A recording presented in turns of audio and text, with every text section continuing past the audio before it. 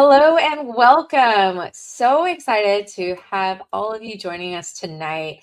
It looks like we are having some technical difficulties with Facebook. So I'm just going to make sure that we get that all sorted out here. All right. And see, I know that we had tech support working on that in the background. So thank you, Sarah. Really happy to have our team working with us here. I'm Risa. I am the digital manager here with Women's March. We're really excited to talk tonight about International Women's Day. And we are so excited to see so many of you all over the country in the comments, so many returning guests and friends all over the country, West Coast, East Coast. We've seen our Philly friends, see our friend Karen up in Big Bear Lake, California.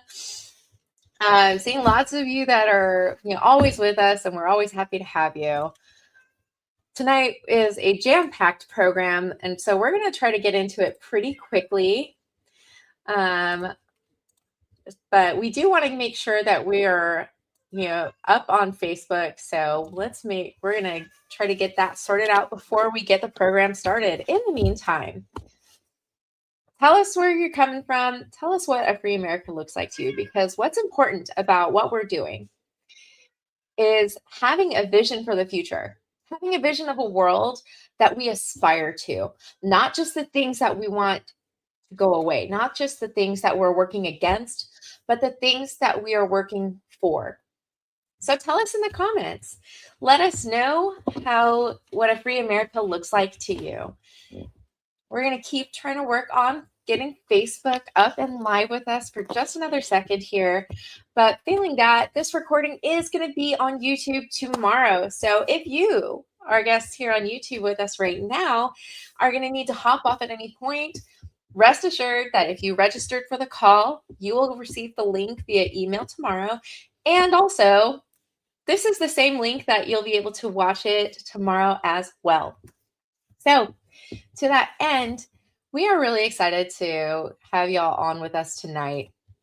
We do have some community norms. We are heavy-handed on the ban hammer. So if you are being abusive in the comments, if you are not cultivating the kind of community that you want to see in this world in the comment section, then we're cutting it out. You're not going to be joining us in this comment section. Well, the way that we treat each other and the way that we on stage are treated is a reflection of the community that we're building. So keep that in mind. Be good to each other. Operate with curiosity. Ask each other questions instead of making assumptions. If we're feeling some kind of way, assume each other's best intentions, and also operate with good intentions. Easy, right? Additionally, if you are spamming the chat, if you are trolling people, we are going to block and ban you. Easy. So, all right, it looks like we have Facebook going. Very excited to have everyone tonight. Make sure to ask your questions throughout the night in the chat. We will be answering them at a couple points in the program. We're not going to necessarily stop talking to answer them, but you will know when we're having a Q&A. So tonight, we are talking about International Women's Day. And we know that things have turned upside down. The Epstein file release has demonstrated that this administration is more invested in protecting the rich and the powerful, while the girls, the children that they abused, suffer without justice. And in the same time, ICE has been given carte blanche to tear families apart, to subvert the most basic constitutional rights and operate with impunity. But we are not going to stand by as human rights are stripped and as our nation descends into fascism. So tonight, we are turning our outrage into action. And we are going to get ready for International Women's Day, March 8th, to make a plan, to take action, and make good trouble. So let's get into it with Women's March Executive Director Rachel O'Leary Carmona. Hi, everyone. Can everyone hear me? Shout out to everybody who's in all of the different places. I'm coming in hot from Denver, Colorado this time. Usually I am at home in Amarillo, Texas, but always from Wisconsin in my heart. So shout out to everybody who's in the middle of the country, who's not always, at the in the places that people think about. Shout out to flyover country, shout out to God's country, shout out to everybody who's here from the coast. And honestly, just everybody who's here tonight. I think the thing that a lot of people forget in all of these moments that we have is that history has really been made, and every progressive struggle that has ever been made has just been made by people who show up. Like it just is that simple. It just starts there. So I just want to say thank you. You could be spending time in different places with your kids or with your grandkids or with your dog, or just out running or walking or doing whatever, practicing for a 5K. And instead we're here and we're trying to make change together. And there's something that's really beautiful about that. I am also struggling with a little bit of cat allergies right now. So if you hear me sniffling and whatever, just don't pay attention to me. And I'm really excited to be talking about International Women's Day this year because International Women's Day is a day that is generally more celebrated, across the globe than in the United States.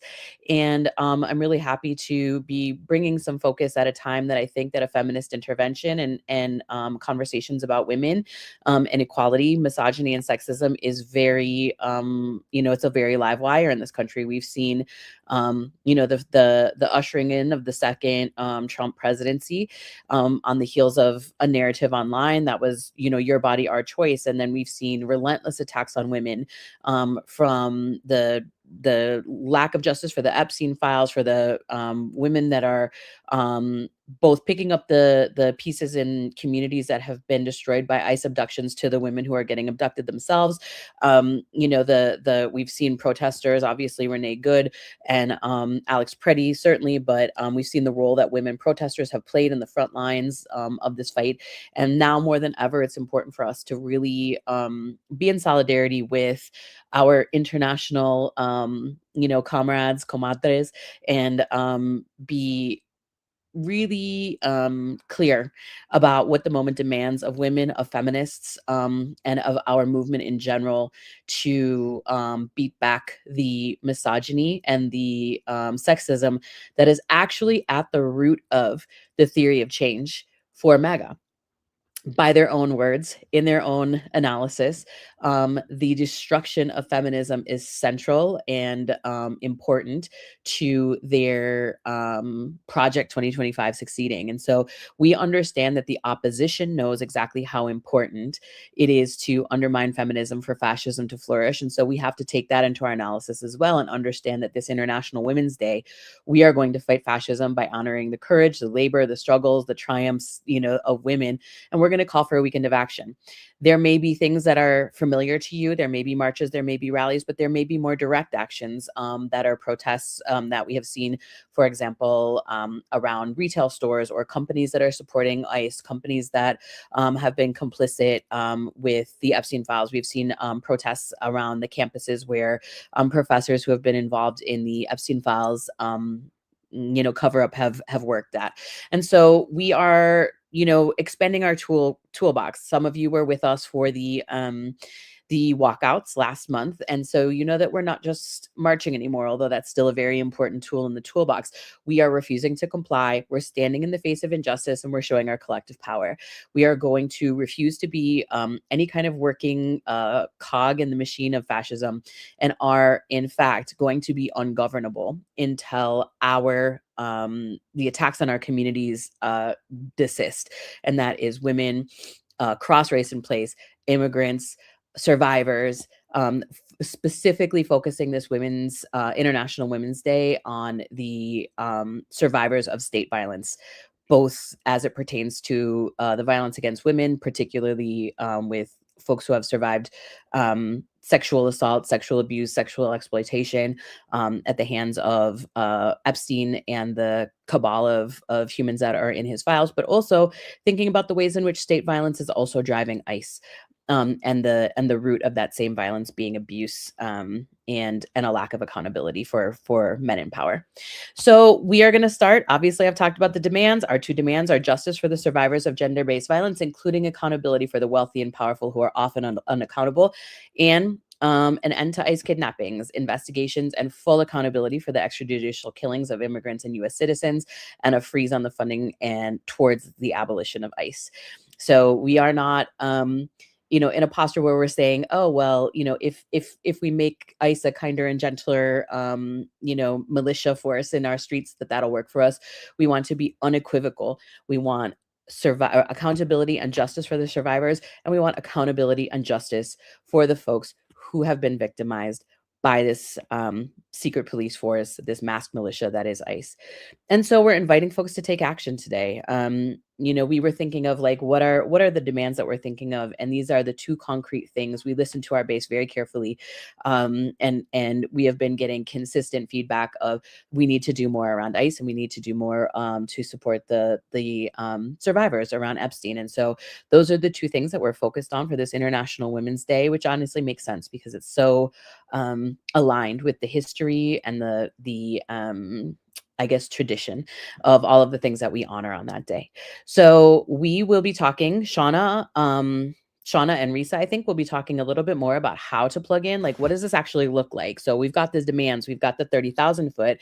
Okay, so what does it look like in my community? What does it look like in my church group, in my school group, in my knitting club? What does refusal actually look like? What does direct action look like? So we're going to have some folks that are going to talk to you about the nitty gritty of what and the how. And this is the first call of a number of calls. So we've got a month to prepare, and I know that we're going to get there. And this is going to be one of the most, I think, the highest participation in the United States on International Women's Day, and hopefully an historic day for all of us involved. So I want to say thank you to everybody. I'm seeing New York and Florida, and folks saying that they stand with the victims and the survivors of Epstein. And I think it's really important for us to be centered in our purpose here, and also in all of the brouhaha and all of the political machinations of who's got you and what, and who's, kind of being held accountable for these, for these crimes, and say that in the center of them, it's their survivors, and probably too many of us on the call who have experienced something similar. And so I just want to say shout out to everybody who's here, who has experienced something like this, or who has a loved one who has, because it's really heavy, and it gives us a reason for a different tomorrow for the people who we love, that can be safe in their communities and their bodies, in their homes and in their lives. So I just want to say thank you to everybody who's still here for the fight. And we will see you in the streets. And I'm going to kick it to Shauna and Risa. Thanks, Rachel. We have so much to cover tonight. And so we do want to shout out a quick question that we saw in the chat, because this one's a really important one. International Women's Day is March 8th. So we are taking action that whole weekend. So we're going to be taking action March 7th through 9th. And Shauna is going to start by taking us through what kind of action people can take and how to get that moving. Absolutely. Thank you. Thank you all for being here. So excited to see everybody on the call. Lots of energy in the chat and lots of questions about what to do. And so your action can look really like anything you want it to look like. We are leaning into some more direct actions and really interrupting the status quo. And we've seen things happening that are really in line with those type of actions, where you can stand on your street corner and you can still interrupt if ICE is in your neighborhood and blow whistles. You can do things that help to engage your neighbors. You can get with your church folks, with your folks that do your mutual aid. You can get with anybody in your school system or in your workplace and really get a group of folks together and get out there and just make yourself seen, make yourself heard. And the way to do that is to get on our map.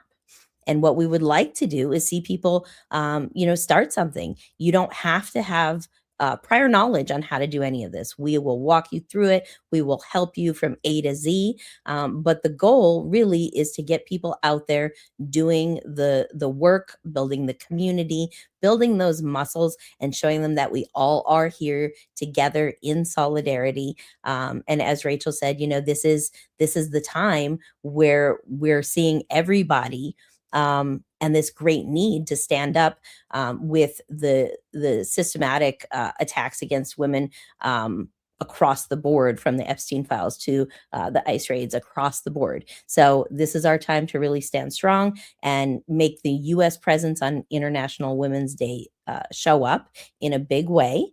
And so I think that's the first step, is just to get something on the map, invite your friends, get a small group, and let it grow from there. And we've just dropped that map link in the chat. So you can grab that link there. Hopefully you can click it from the chat. We also have a lot of volunteer opportunities. So we'd love for you to join our volunteer teams in support of our upcoming International Women's Day actions. We're looking for volunteers who can help virtually in the lead up to the actions with things like peer-to-peer texting, promoting the actions online, and helping with phone banking. We're also building a long-term national volunteer network. So this is a really great opportunity to step in, stay connected, and support future actions as they arise. So I'm going to drop that link in the chat here as well. All right. So now at this point, we know you have to have questions, and we are so excited to answer them. We're going to bring on Tamika with us to answer some questions really quick. Get us started with some Q&A about International Women's Day and the Brave Women Weekend of Action. So let's take a look, check in. And again, want to reiterate, the date of International Women's Day is March 8th. So we are taking a whole weekend of action around March 8th.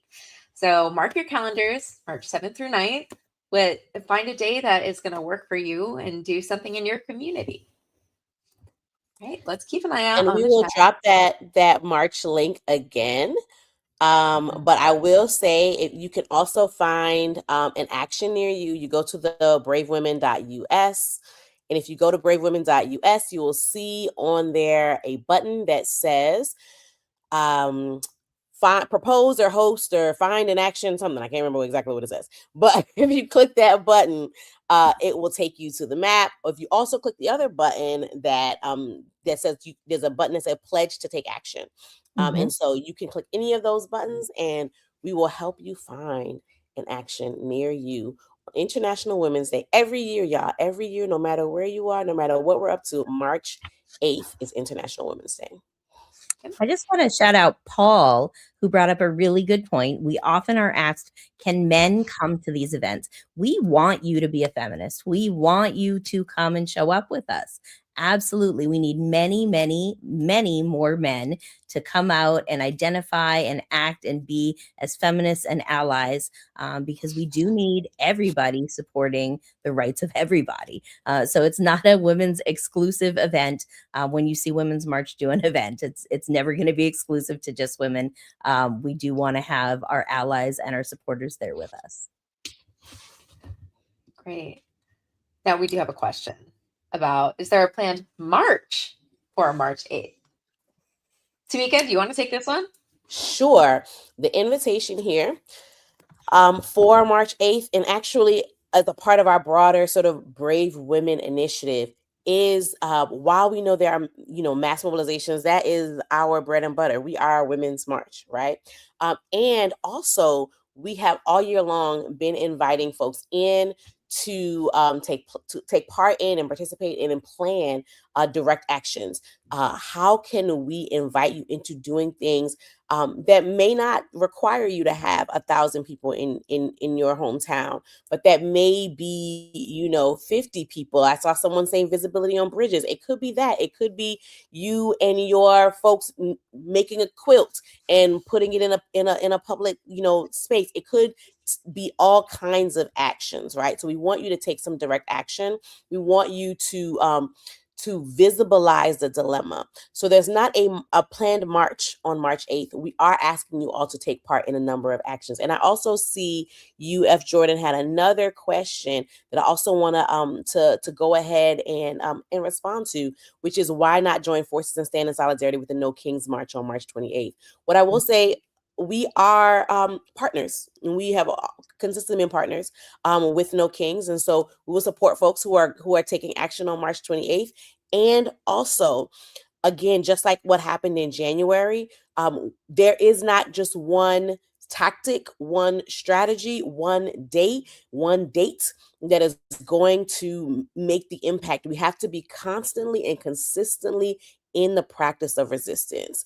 And so, yes, show up on March 28th, and also show up on March 8th, and also show up on May Day, and keep showing up in your community. Every single time there is an opportunity for you to take action, we want to invite you into that. And we're also inviting people because March 8th is International Women's Day. This is a different commemoration. This is a different means of action. This is a different purpose of action because we do want to recognize women and the challenges facing women, femmes, and the specific marginalizations that we're experiencing, the specific violence that women have experienced under our own systems and across the world. This is an international day. So this is a moment of yes, and we are doing this, we're doing all the things, and we are with you every step of the way. And we hope that you're with us too. And so we will keep being in the streets. I see folks asking about if we're organizing with other groups. We are consistently working in coalition and collaboration. This International Women's Day action is in collaboration with Feminist Generation. We're also bringing in new partners every single day. When we mobilized in January with the walkouts, there were a number of partners that you could find. I think they might still be on the Free America site. We are always organizing with other groups. We're always working in collaboration. We are a part of the May Day Strong Coalition. We are always building with other groups and in coordination. Even if we are not in coalition, we are still always coordinating and saying, how can we enhance and lift up and build on the things that are happening on the ground. And we'll have some folks from other organizations that are going to talk a little bit later on the call. So I'm going to be quiet because I know Reese is moderating. I don't know if she's moving us along, ushering us through. I just want to say Patty got it right. I show up for everything because we have to. So whether it's us, whether it's No Kings, whether, whoever is throwing down, we need to be in the streets as much as we can, standing in solidarity together and letting them know that we see it all. We see it all. Shauna, can I toss this? There's a question that I would love to lift up for you. Sure. What are some ways, this is from Tracy Thiessen, what are some ways I could bring attention to the International Women's Day at my work? So I'm going to say there's a lot depending on where you work, right? Different places are going to have different rules about what you can do. But if you have newsletters that you can get out, you can uplift, brave women, like literally what the campaign's leading into is, stories about brave women. So talk about the brave women that have made impact here around the world. This is not just a United States event, but absolutely talk about the brave women who have fought for our rights, the brave women who have fought for racial justice, the brave women who are still fighting in Minneapolis.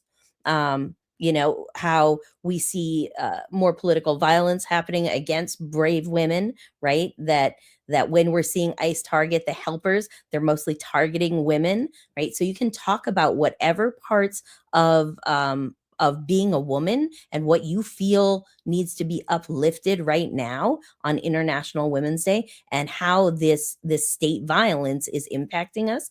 I think that's the most important thing that we're trying to put out and really get the message across that this is happening everywhere. This is happening in the Epstein files. This is happening in the streets and this isn't going away. So if we're not here talking about it with our coworkers, with our friends, with our church folks and bringing them into the know, then how are they going to get this information? Because we know it's not being put out everywhere, right?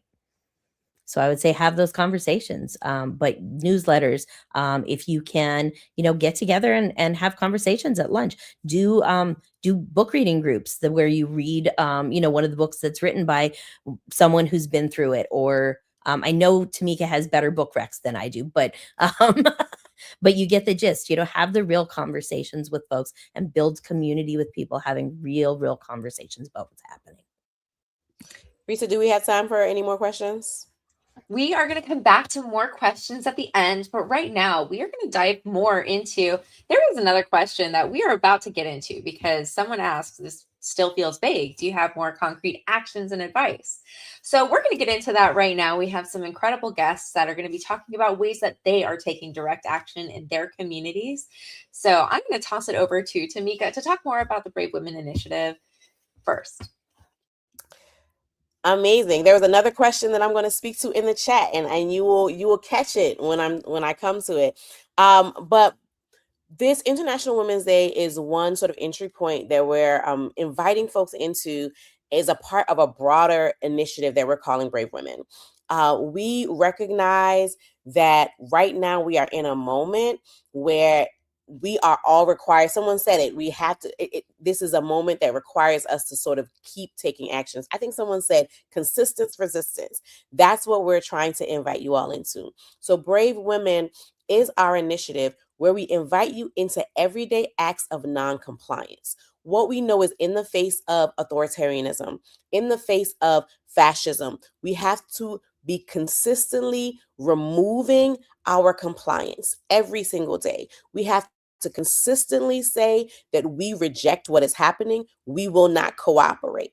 And so if you've been with us for a minute, you've seen us sort of offering trainings on non-cooperation. You can probably still find some of them on our YouTube channel. And we will keep training you all, keep offering these trainings on how to not cooperate and what the impact of that might be.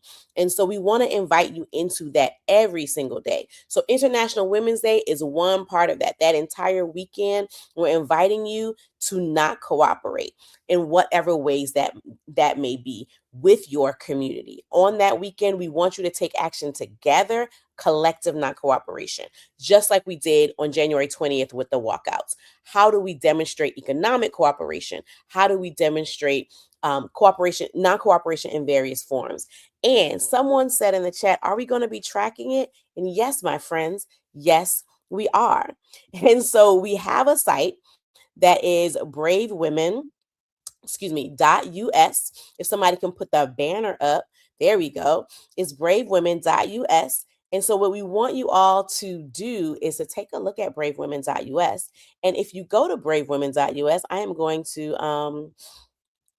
going to share my screen so you can see this. If you go to bravewomen.us, on the top, you'll see the map for the actions for International Women's Day. And that's this map here, if you go to the top of that page.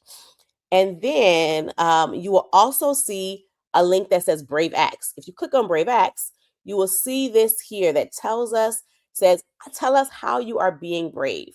And this is an anonymous way for you to log in your acts of bravery. So on the left side, you'll see a form that just says, hey, tell us a little bit about what you did. What brave action did you take? There's a menu of some different kinds of brave actions you could have participated in, right? And then you can say, I didn't do any of those things. I did something else.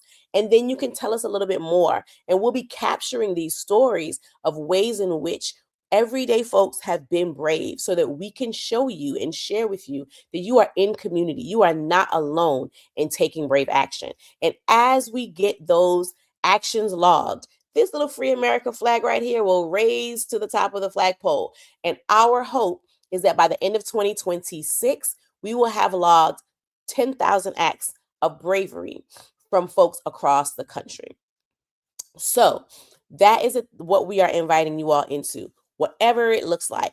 And over the next several months, but especially in the next few weeks, we'll be offering a number of trainings for folks who want to learn more about different ways you can take action. So everything from how to protest safety and de-escalation to how to use arts and crafts. Someone talked about someone knitting as they as a part of their action. We have seen people. We've seen folks doing the anti-ice hats that are going around right now. We want people to use their arts as activism. You've seen people create banners and do banner drops. We've seen people create giant puppets. We saw the drummers on the corner in Minneapolis. A number of different ways for you to show your dissent. And so we'll be offering some trainings on how to do those things, how to do creative escalations. And so stay in touch with us. Stay keep paying attention to our socials, keep paying attention to your emails so you can get more information about those trainings. And so, yes, bravewomen.us will have things up on the page. You can sign up for things there. Keep your eyes open for these trainings as we roll them out so you can get more information and more ideas about things you can be up to on International Women's Day and beyond. So with that, I'm going to be quiet and toss it back to Risa.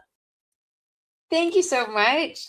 Now, we are going to get into what exactly we mean by taking brave action, because there are incredibly courageous people across the country who are taking action directly and doing the real work. So first, I am really excited to welcome Andrea Luna Cervantes to the stage with us to talk about the brave action that they are taking. Hi, Andrea. Hi, good evening. Thank you so much for having me on this Brave Women Mass Call. My name's Andrea Luna Cervantes, and I'm based in Arizona. I'm a campaign manager with Organized Power in Numbers. So I organize in Phoenix and across the valley, and as we've been speaking about this right now, I want to share what direct action has looked like for us on the ground in Arizona.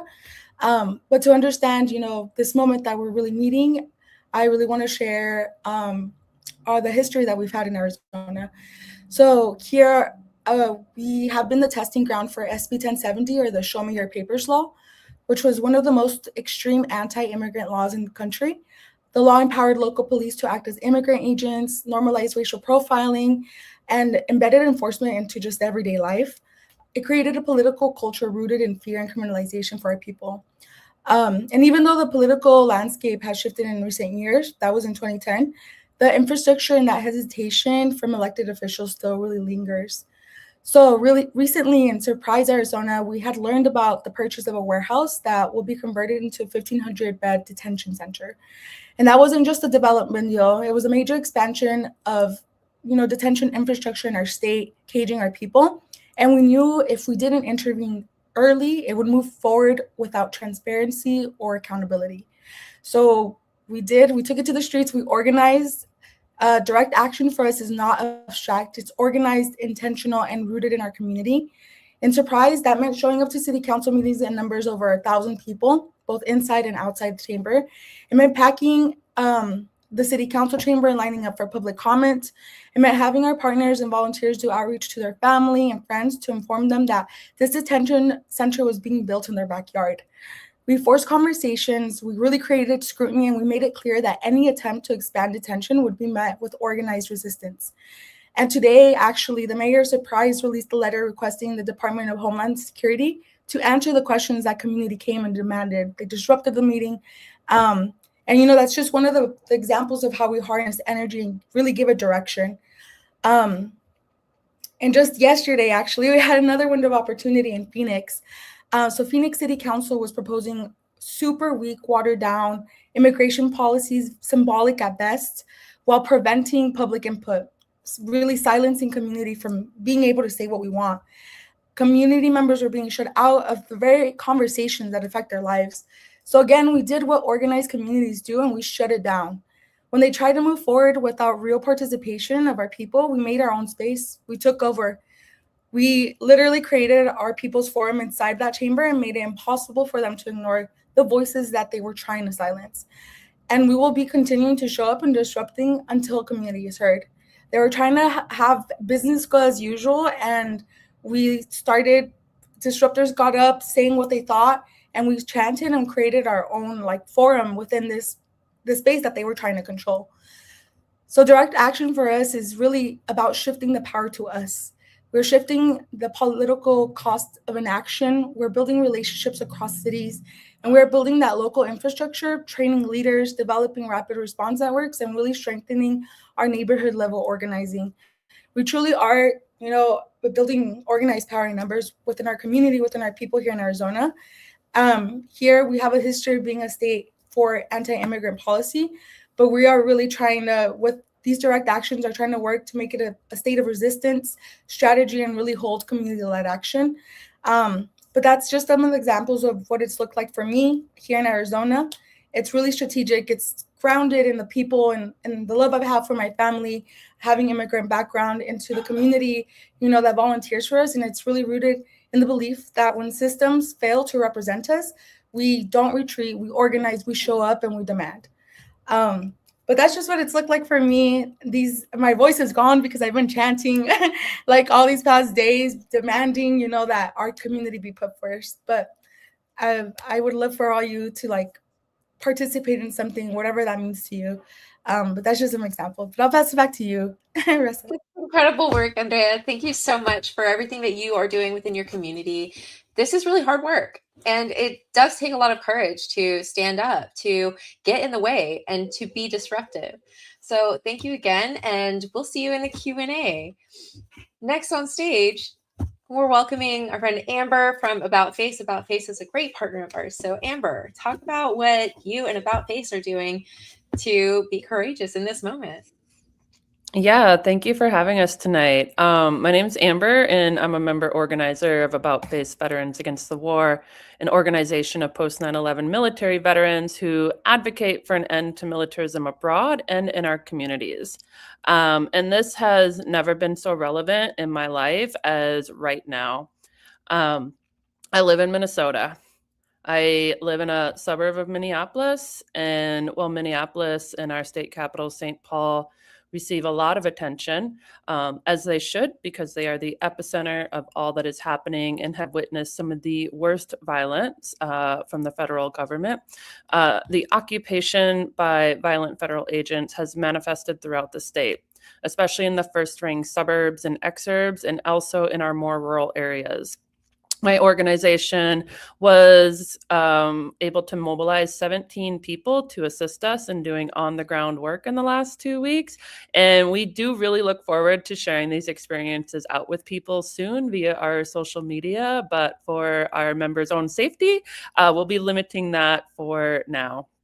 I know that there have been lots of news stories and social media posts about this, but I cannot stress enough that the reason this movement in Minnesota has been so successful and continues to persevere after an incredibly intense 12 weeks is because it is a matriarchal movement. Women, femmes, and queer people make up not only the majority of those who are providing mutual aid and community defense, but are almost exclusively filling the leadership roles in the vast networks that exist throughout our state, using the skills that they have, somehow creating time in an already incredibly busy day, and doing it with a deep care for all of those around them. While there are community organizers and other people who have been doing transformative work as part of this vast network for years, this movement would not be possible without the elderly church basement ladies. And I'm going to give a special shout out to my Lutherans. I was raised ELCA, suburban wine moms, recent empty nesters, professionals and non-professionals alike, with a spectrum of skills, underemployed millennials and zillennials just wanting to do what is right. And yes, veterans as well, who have decided to use their skills to protect their communities instead of extract from it. And no matter what your skill set or interest is, if you are ready to take action to keep your neighbors safe from federal violence while transforming how we conceptualize community togetherness, there is a place for you in this movement. You simply need to take initiative. All across the country, people are preparing for invasions like we have had in Minnesota. And one thing I can say for certain is that no matter how much time you have to give or whether you can accept risk or not, you are definitely needed. I'm going to try to push through all the little things, and I cannot even account for all of them. I'm just going to touch on a fraction of what is needed. We do need folks who can accept high risk to be out keeping a watch on the neighborhood and alerting people when ICE agents are spotted, but that they also need to have the ability to immediately switch to aftercare for the family and other observers who just witnessed a violent abduction. Women are incredible at this essential dual role. We need chaos managers that know both the people and the physical spaces of their communities well to help provide a safety link for these brave people documenting the actions of federal agents. We need incredibly detail-oriented people to expand their small community pantry to a massive weekly grocery delivery network and all that goes with it. We need our knitters, crocheters, and quilters to prepare special gifts for expectant moms, while also connecting those moms to a network of care providers that they may not have considered before. And also shout out to any of the knitters who may have been part of this fundraiser thing. I know some of that is coming to my community, and oh my gosh, thank you. Because we need it, because we need money. We need so much money to keep our neighbors housed and safe. My favorite response when a fundraising committee was being put together was, "I'm a Midwest sorority girl. I got you." And I definitely trust a sorority girl to make a successful fundraiser happen. Policy change is needed at the city, county, and state levels. Art, from canvas printing to singing, aftercare for impacted families and responders, business canvassing to prepare them for how to protect their workers, but also how to notify the rapid response network if they need support. 20 more seconds. Meals for those who are putting in long hours to defend their community and or struggling with their mental health. And sharing meals with neighbors is indeed something Minnesota does very well. And what we need in all of this is care, consent, and conversation every step of the way, something that matriarchal spaces are incredibly well regarded for. Check. Yeah. And so all of this is really highlighting the importance of different skill sets and the ways that we can all use our own skills, our own backgrounds to be supportive of the movement. I love that you shouted out the retirees and the stay-at-home parents, or like the remote workers, the people who are out of work, because there's a time capacity difference and availability that we really need. Um, you know, the sorority girl connection to fundraising, that is an incredible point. Everybody has some kind of a skill that they can contribute. And so these are the kind of things that we want you to be thinking about as you, who is joining us here tonight, are thinking about the kind of actions that you can take in your community, the kind of direct action that you can be engaging within your locality. What issues are impacting you? Andrea talked about the immigration centers that they're trying to open in her community. And so think about what's happening near you. How can you use the skills that you have in support of a better solution for those? So Amber, thank you so much for bringing all of this to the surface. We'll see you again in a few minutes for the Q&A. And next, I want to bring to the stage a teacher who has been fighting back in rural Texas. Amanda, welcome to the stage. Hello, good evening. Thank you for having me. So I am to share with you guys some of the difficulties I've had or endured just within the last few months. And the school year starts with the passing of SB 10, which essentially Governor Abbott is mandating that we post the 10 commandments in every single classroom. And we knew this day was coming. Of course, somebody was going to donate them. But in the meantime, everybody thinking and conjuring what they were going to do about this. So many people's solution was to just post, other religious text alongside this one, and none of that didn't set with me. Just all the little like hiding your poster, and of course, there's some rules laid out in the bill in that regard, and the only thing I could go to sleep at night without being disappointed in myself or losing my own just self-respect for what I know is right or wrong. I just decided I wasn't going to do it. And so when the day came that we had our mandatory meeting, this was also right after Charlie Kirk was shot and killed, where Abbott also released a memo that we didn't all individually receive, of course, that, our admin should be turning us in if we had anything negative to say about the death of Charlie Kirk. I got a friend request from my principal on my social media. We had this meeting over the 10 Commandments, and we were told, we work for the state and Abbott is our boss, and you're going to do this thing. And so after she was finished with her spiel, I just raised my hand and said, I'm not going to do this, and I just need to know what the consequence for non-compliance is. And I mean, she was just agape.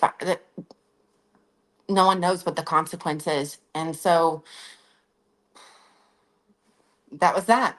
The next day was it was conveniently Constitution Day, which I didn't even know was a thing, but I did this round. So my daughter and I spent the evening and late into the night painting mat board, both front and back, the Bill of Rights and the 7 articles on the other side. And I wore this to work the next day, to celebrate. And of course, I had the Bill of Rights facing forward. And, first, it's freedom from religion.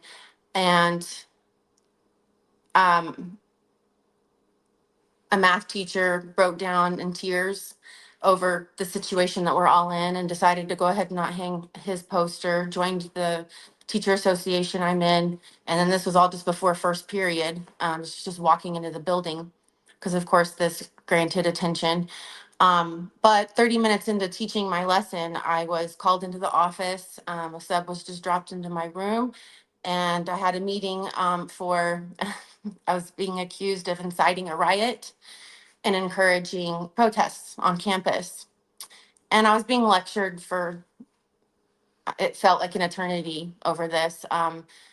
My big feelings from the meeting before were brought up, and I was finally able to just calmly state that it was Constitution Day, and this is my way of honoring that. I was not even believed. I was called a liar.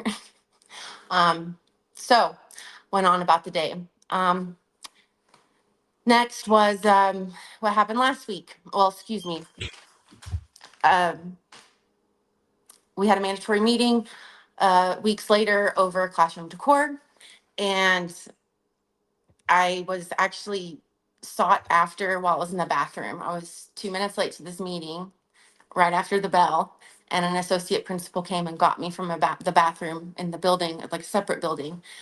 So I just already felt like whatever they were going to discuss surely had something to do with me. And classroom decor, yes, because I'm an art teacher and I have all the things. And we were just lectured about the fact that we have very conservative students, which on my campus we don't. Um, and that we needed to be considerate of our students and their backgrounds and where they come from. And so I just took that as if there's a problem with something, they'll let me know, I'm leaving. Well, I was called into another meeting. It was an hour and a half long after work, all impromptu and through text message, super professional. And in a nutshell there, I was told that I needed to take down my inclusion flag, that the district had come and visited our campus and they came to see who all had hung their posters and who didn't, that my room is flagged. And they were not happy with all of the civil rights posters and just the art that I have in my room. It was too woke, and that the inclusion flag for sure had to come down. This was a heated dispute that I can expand on, but I know I have like a time limit. Can go back to it if you want, but so then the last incident, I was also warned that many teachers have been bringing my like snapshots or screenshots of my social media account, just my Facebook specifically, my profile picture. It says F ICE, and it's a picture, of some street art in DC that I took.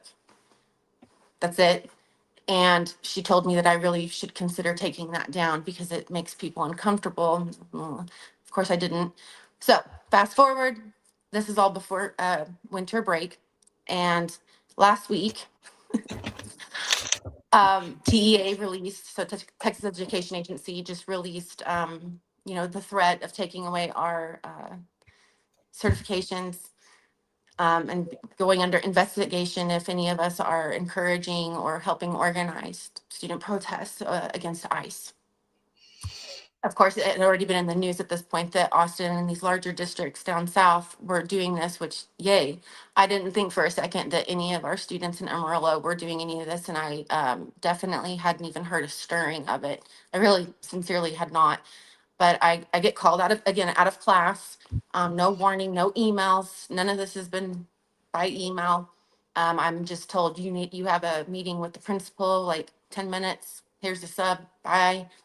And I honestly thought I was just going to get in trouble for teaching Black history because I'd been showing them videos, and I just went into a whole extensive thing on Fred Hampton. And, so that's what I thought I was getting called in for. But no, it was accusatory questioning over student protests here in Amarillo.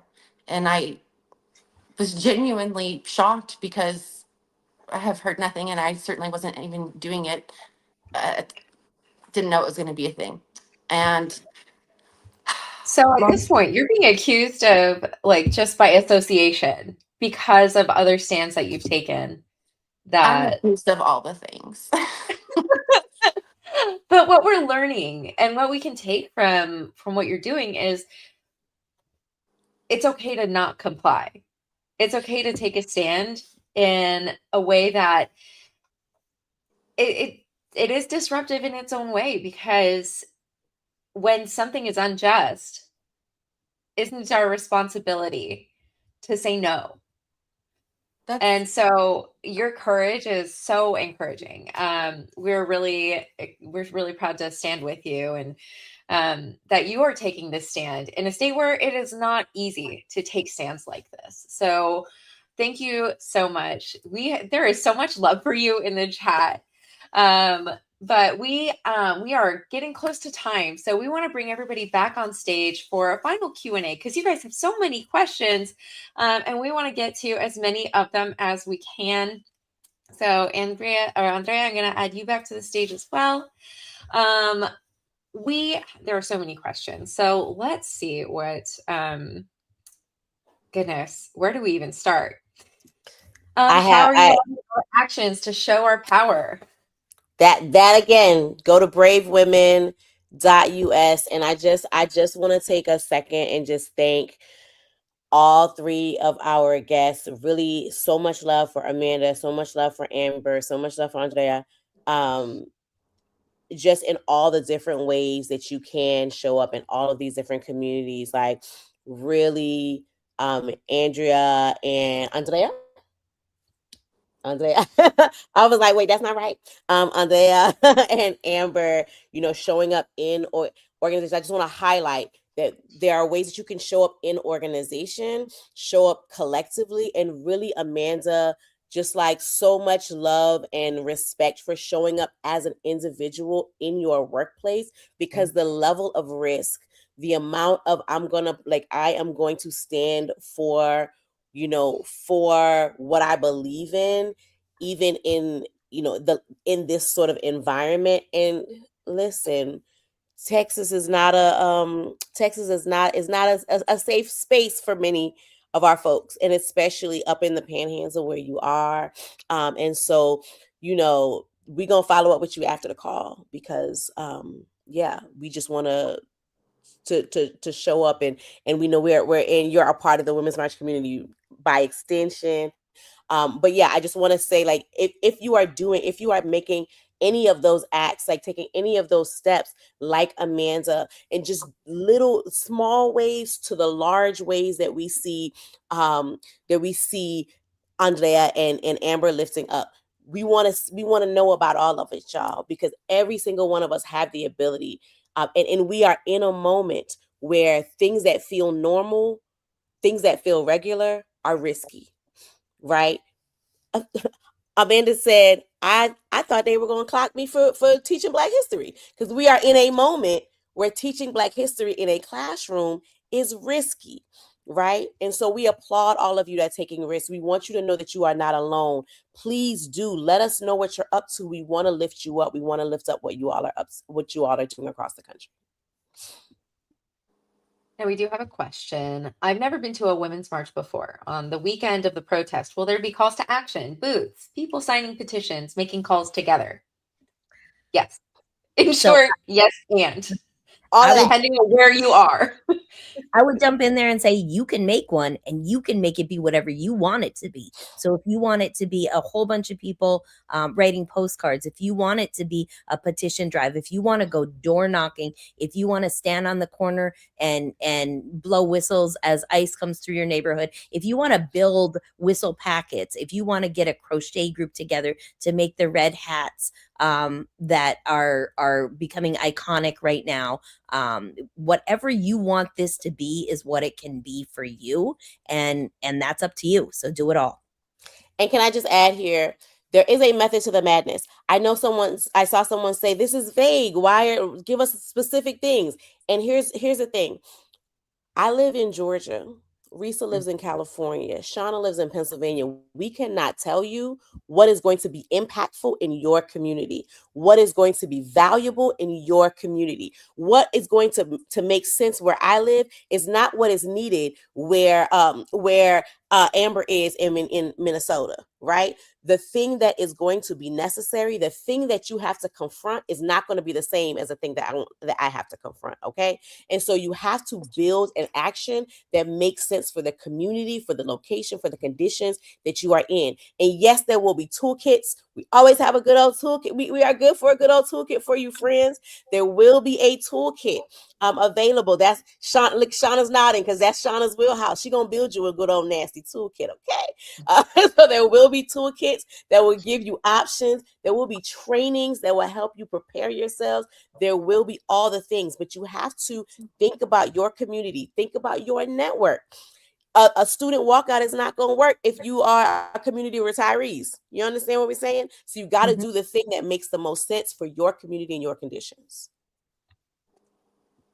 Now, to that end, if you're brand new to all this, is there a link to get hooked up with the local group? Shauna? I'm going to say just email me. You can email me, sistermarch@womensmarch.com.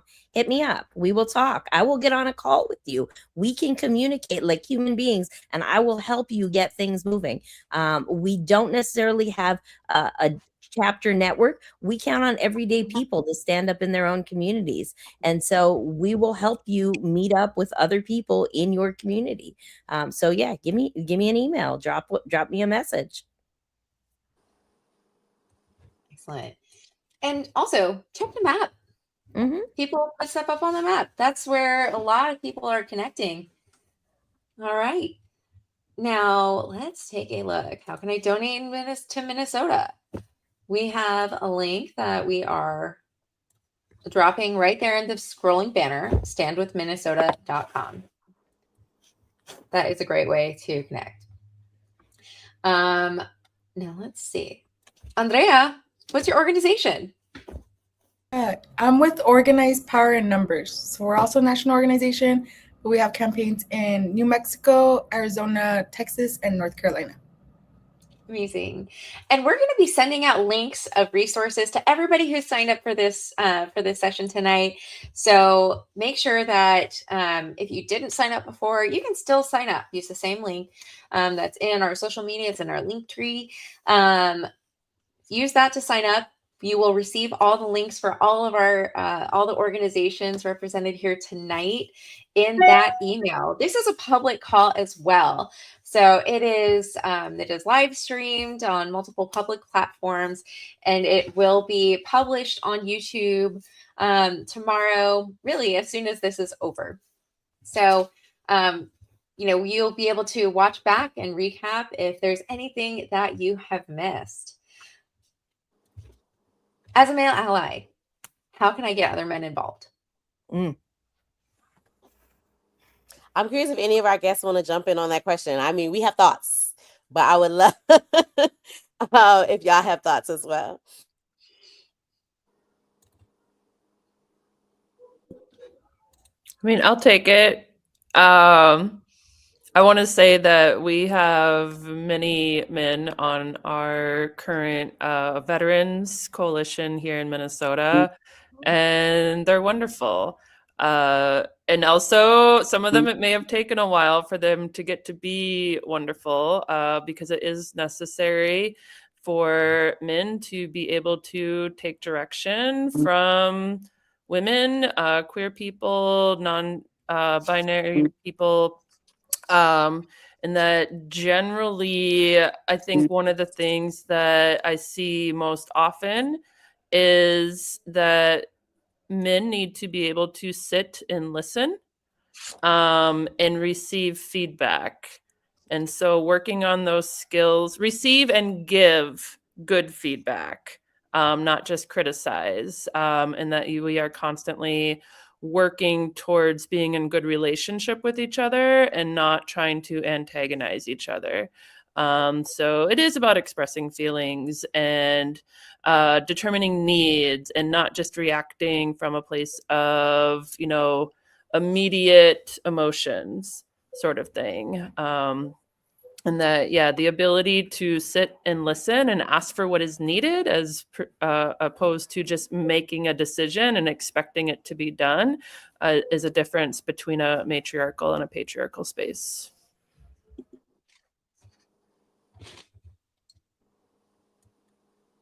Excellent. Okay, this is going to be our last question because we are actually at time, but I think this is an important one. Can we talk about non-cooperation long-term? We need to know how to organize with our communities to create a sustaining movement like the bus boycotts. They had an entire system set up in advance. Tamika touched on this a little bit. Andrea, I'm curious how within your community you have been organizing these sustainable systems, because I know that it's hard to get out to a city council meeting with kids in tow. How has that worked out for you and your community? Yeah, I think sustainability is definitely important in it being long term, because you don't want your community to be burnt out and not being able to show up. So I think it's really taking time to step back and reflect, like, what impact is this making? Is this, creating the goal that we're trying to achieve here? For us, the goal was like, we solely want to disrupt them, want them to end this meeting because they're not going to want to hear us. They didn't make a space for us to be heard. And so that was our goal. And now we're taking time to really collect ourselves and be like, okay, what's next? But we have these demands that we want, right? We want these demands for the immigrant community here in Phoenix. Like, let's regroup. What do we build from here that makes sense? Because we can't be going at 100 every single time, because it won't be sustainable. So does it look like maybe we can get some volunteers who weren't able to show up and speak and chat, to make calls, send emails? What are these different levels of, I think as was being talked about tonight, these different levels of direct action, so that the pressure can continue going, but people aren't being burnt out. People aren't, having to leave because they feel like it's too much. And I think that's the way that we're trying to go about it, to make sure that we have this cycle going. But we know that we need to take a step back and regroup. And did this work? Do we need to change it? How is everybody doing? Can I just offer reading resource? Shauna said earlier, it's like, I will have a good book recommendation for you. We talk a lot about the Montgomery bus boycott. I think it's very important. It is a pivotal moment. It is something for us to learn from. And we often have a truncated understanding of what it was and what it took to organize it. I highly, highly recommend the book, The Montgomery Bus Boycott and the Women Who Organized It.